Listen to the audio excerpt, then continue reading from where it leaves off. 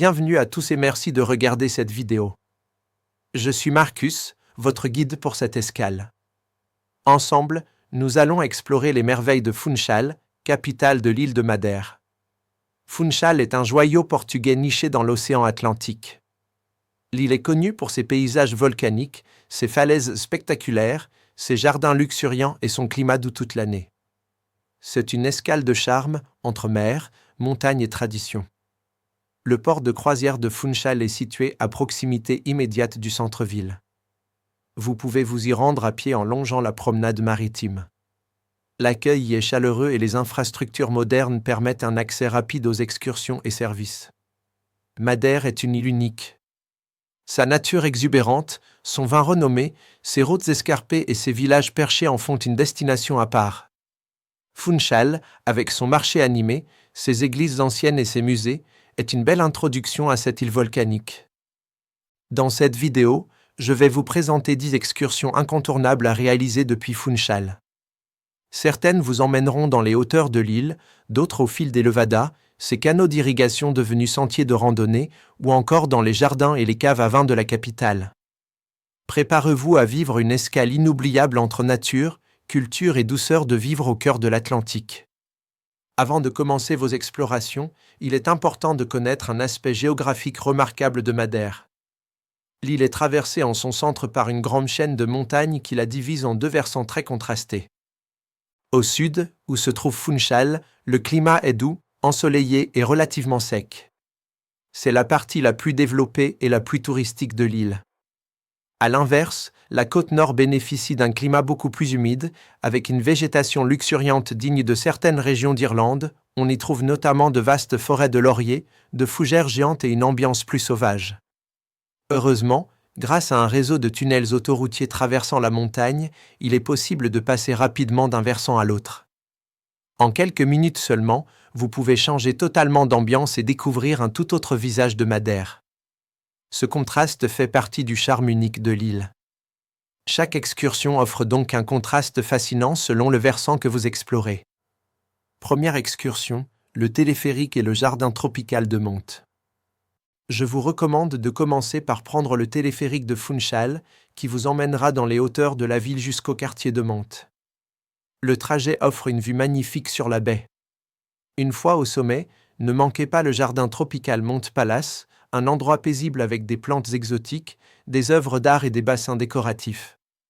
Deuxième excursion, la descente en traîneau en osier. Depuis Monte, vous pouvez redescendre vers la ville à bord des célèbres carreaux de Sesto, des traîneaux en osier guidés à la main par deux hommes vêtus de blanc. Cette tradition typiquement madérienne est amusante, unique au monde et procure de belles sensations. Troisième excursion, le marché des travailleurs. Situé en plein centre-ville, le Mercado dos Lavrador est l'endroit parfait pour découvrir les produits locaux. On y trouve des fruits exotiques, des épices, des fleurs et du poisson frais. L'ambiance y est colorée et authentique. C'est aussi l'endroit idéal pour goûter à la fameuse banane ananas ou aux fruits de la passion de Madère. Quatrième excursion, visite d'une cave à vin de Madère. Impossible de visiter Funchal sans découvrir le vin de Madère. Plusieurs caves traditionnelles en ville proposent des visites guidées et des dégustations. Vous apprendrez tout sur ce vin fortifié, son vieillissement en fût et ses variétés sucrées ou sèches. Cinquième excursion, balade sur une levada. Les levadas sont des canaux d'irrigation qui serpentent dans la montagne.